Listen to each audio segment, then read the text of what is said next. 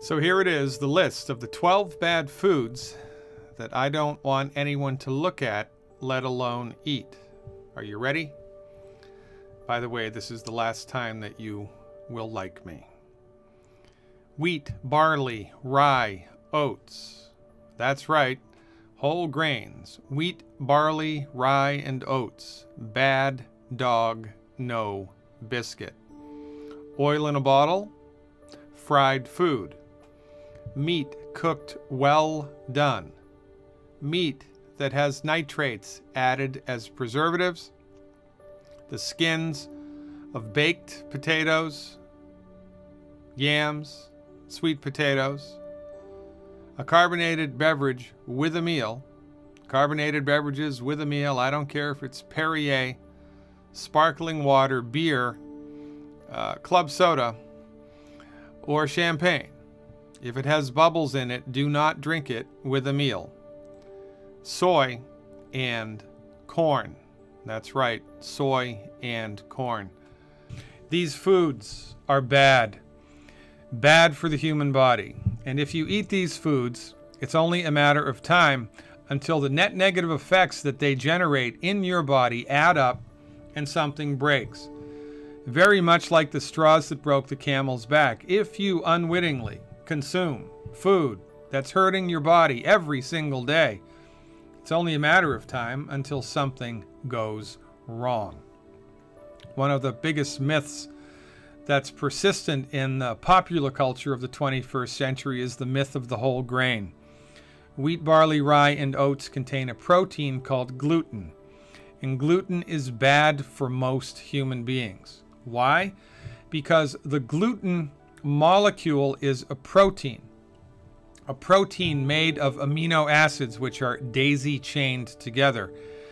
And amino acids are essential nutrients. The body needs them, can't make them. Amino acids are essential for health. It's the job of your stomach to break apart the amino acids inside the gluten protein, liberating the amino acids, giving your body access to the amino acids that make up gluten. But the chemical bonds that hold the amino acids together inside of the gluten protein are very difficult, if not impossible, for your stomach acid to digest. Now, most people have weak stomach acid anyway, and this just compounds, exaggerates the factor. So most people, when they swallow wheat, barley, rye, or oats, the gluten protein becomes undigested. And instead of individual amino acids entering into the small intestine to be absorbed into the bloodstream, you get long chains of intact, connected amino acids. And when your small intestine attempts to absorb the undigested long chains of amino acids, that causes a lot of problems. The tissue in the intestinal tract, which is responsible for absorbing nutrients, becomes damaged. It's kind of like if a vacuum cleaner with a bristle brush is trying to vacuum up a string of pearls. The string of pearls is going to jam up the gears. But if the bristle vacuum attempts to suck up individual pearls on the carpet, it can do that no problem. Similar circumstance here in the small intestine, which leads to one of life's greatest ironies. Consistent consumption of whole grains will hurt you. Not only does it hurt you directly by damaging tissue in the body, but it hurts you indirectly because the tissue that it damages is responsible for absorbing nutrients. The more whole grains you eat, the less able your body is to absorb nutrients into the bloodstream. And because all chronic diseases are directly related to nutrient deficiencies, the more whole grains you eat, the more likely you are to suffer with a chronic disease. Wheat, barley, rye, and oats. Stop eating them now. Next on the list, oil and fried food. Oil oxidizes. If you look at an olive oil bottle, a canola oil bottle, a flaxseed bottle, any type of oil in a bottle, between the top of the oil and the top of the bottle, there's an air gap. Air contains oxygen. And as the oil sits in the bottle, it is becoming oxidized. The longer it's in the bottle, the more oxidized it becomes. And when you pour that oil onto a cooking surface, a fry pan or a wok, for instance, you heat the oil, it oxidizes within minutes. When you introduce an oxidized substance into the human body, you create inflammation. Inflammation, low levels of low-grade, constant inflammation, which, again, like the straws that broke the camel's back, add up, add insult to injury. And it's only a matter of time until your system can't handle that anymore and something breaks. When you fry food, this process becomes accelerated remarkably. Oil heated in a fryolator creates a molecule in the food which is fried called acrylamide. So when you deep fry a piece of chicken, deep fry a potato, deep fry anything that has a protein in it, acrylamide is formed. What's wrong with acrylamide? Well, I thought you might never ask. It's carcinogenic. Now, when you look at a map of the United States, county by county of life expectancies, the people in the United States that have the shortest life expectancies live in the South, the old Confederate South. They have the same doctors, the same education, the same water, the same hospitals, the same everything that everybody else in the United States has. So why do they have the shortest life expectancies? I'll tell you why. Because in the United States, in the South, below the Mason-Dixon line, fried food is a religion. Fried food for breakfast, fried food for lunch, fried food for dinner. It's just part of the cultural ethos. The more fried food you eat, the shorter your life will be, because you're introducing cancer-causing substances, inflammatory-causing substances into your body all of the time. And that's not a good idea. I know that Dr. Oz told you to drink olive oil, but Dr. Oz is a medical doctor trained in cardiovascular surgery. If you are attempting to understand the meat and potatoes of medical nutrition, no oil in a bottle. That means no salad dressing, no cooking oil, certainly no fried food. I don't even want you to be downwind of fried food. Eliminate them completely. On salads, you can use vinegar, you can use lemon juice, you can use salt and pepper. And now at health food stores, you can find salad dressing which is oil-free. And if you'd like to cook something in a fry pan, no harm, no foul, use butter or lard, not Crisco. Lard is rendered animal fat, rendered goose fat, rendered duck fat, rendered pork fat, rendered beef fat. Like the French, cook with lard, cook with butter, use salt, live long, and prosper. Next on the list, red meat cooked well done. You will read research every once in a while that relates directly the consumption of red meat to higher incidences of cancer, especially colon cancer. Well, our argument is it's not the meat. It's what's in the meat or how the meat is cooked.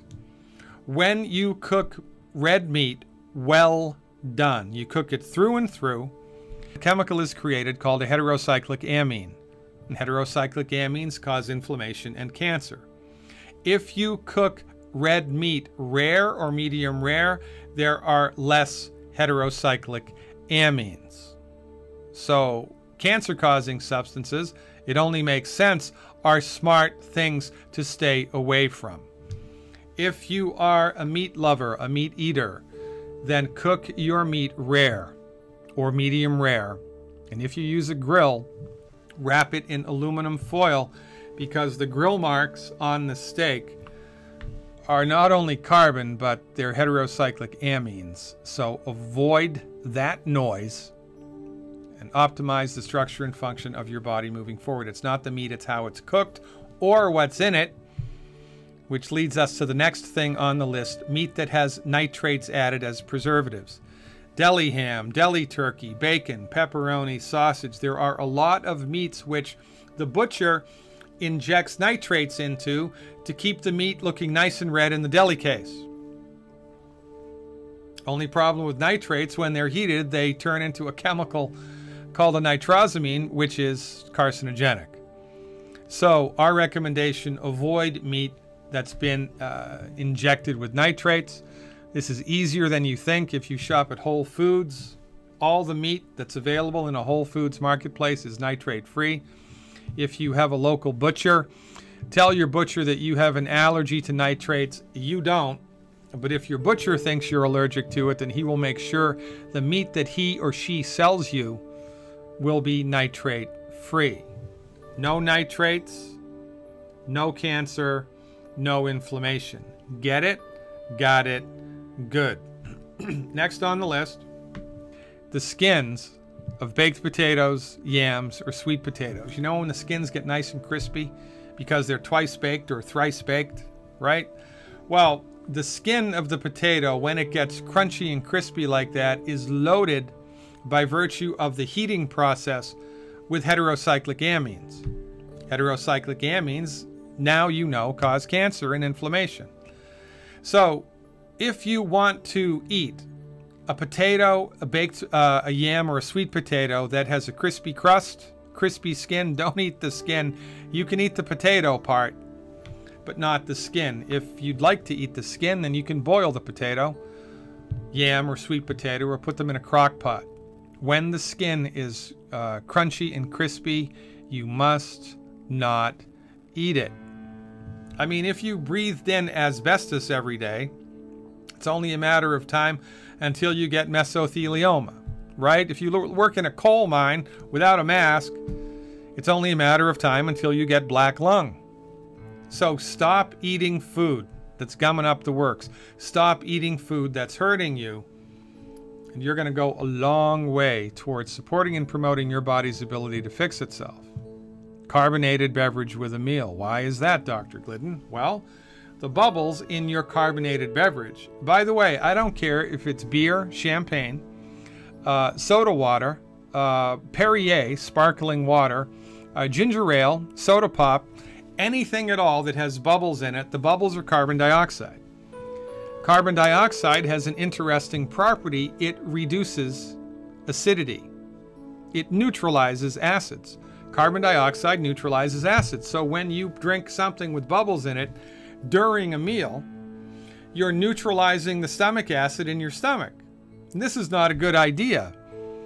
In a healthy stomach, your stomach acid should be so strong that if you chopped off a finger and swallowed it, your stomach would digest it down to the bone. Your stomach is a bag of acid. The stronger the acid, the better. But when you drink a carbonated beverage immediately before or during a meal, you impede the digestive process of the stomach by neutralizing the stomach acid. Most people have weak stomach acid anyway, because in order to have strong stomach acid, you must be salting your food liberally. Your body needs the chloride that's in the salt to make strong hydrochloric acid. And you also need calcium in order to have the acid squirted into the stomach from the chief cells in the stomach. Chief cells make the hydrochloric acid and they squirt them out into the stomach. If you're calcium deprived, deficient in the trace mineral calcium, the introduction of hydrochloric acid into the stomach will be compromised. Now, most people have been told by their medical doctor to be on a salt-restricted diet, and most people are deficient in calcium. So most people's stomach acid is weak to begin with, and then when you pour a carbonated beverage into the stomach on top of weak acid, it's super weak, and you're not going to digest hardly anything out of your food. Soy and corn. That's right, soy and corn. These are recent additions to the list. Previous to October 2015, we considered 10 bad foods. We have recently added corn and soy to the list, and here is why. Corn and soy are amongst the most genetically modified, genetically engineered foods available on planet Earth, and they are abundantly, copiously, profusely sprayed with an herbicide called Roundup scientific name for which is glyphosate.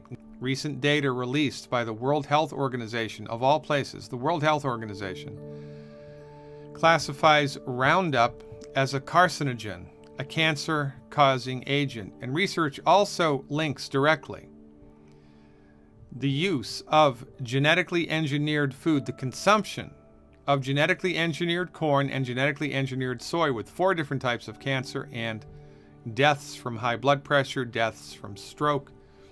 Let's look at the numbers. This first chart here shows the incidence of liver and bile duct cancer, liver and bile duct cancer. The red line, which you'll see going across the chart, is incidence of these types of cancer when Roundup has been applied to corn or soy, whether it was genetically engineered or not. The blue line shows rates of cancer when people have consumed genetically engineered corn and soy. So you can have naturally occurring corn and soy that's had Roundup sprayed on it, and or you can have genetically engineered corn and soy that has or has not had Roundup applied to it. That's what the red and the blue lines signify. The yellow bars, the vertical bars on this chart, are the incidence of the different types of cancer. Now, interestingly, on this chart, you'll see a green bar going across at about a 35-degree angle. That green bar represents the incidence of, in this case, liver and bile duct cancer that we would expect to be happening from historical trends. What we would expect to see happening from historical trends. And this, of course, is juxtaposed to the increased incidence of these types of cancer when people are eating genetically modified corn and soy, and or corn and soy that have been sprayed with the herbicide Roundup.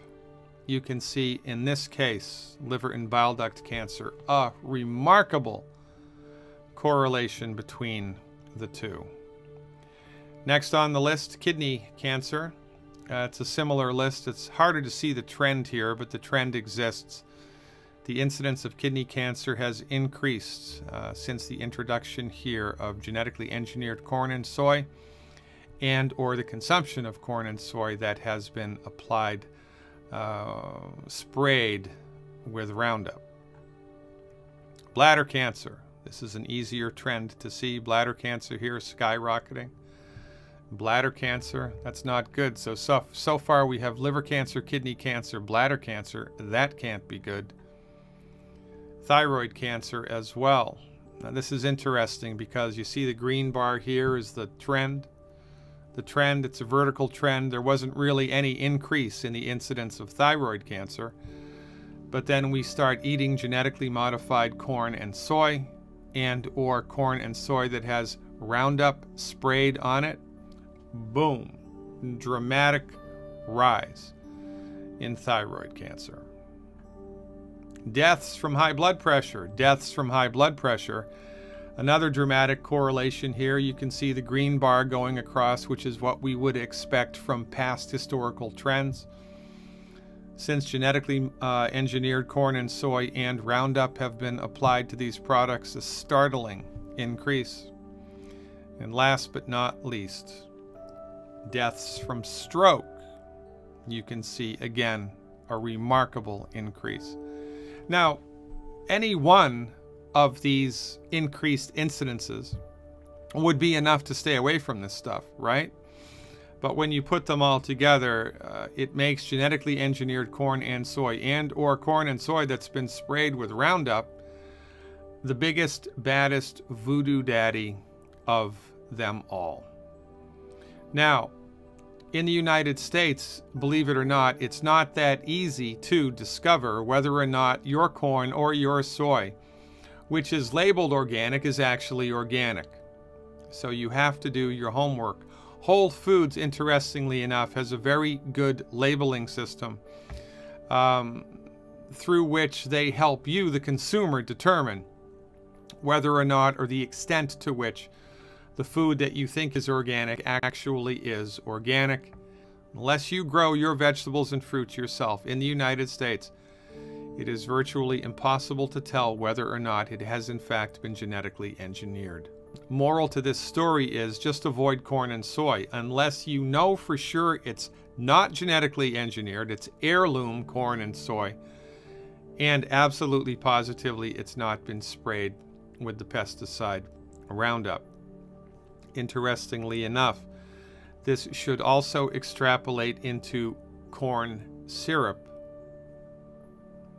which the food industry is putting in just about everything these days. So I'm making the assumption here that if pesticide Roundup applied to corn and soy does this, I would also assume that the pesticide applied to tomatoes and avocados and oranges and grapefruits and spinach and every other vegetable and fruit would have similar results. That's an extrapolation. I haven't seen the science, but remember, if it looks like a duck, flies like a duck, quacks like an MD, you should stay away from it. For goodness sakes, go organic, ladies and gentlemen. Educate yourself about what really is organic and what is suspect.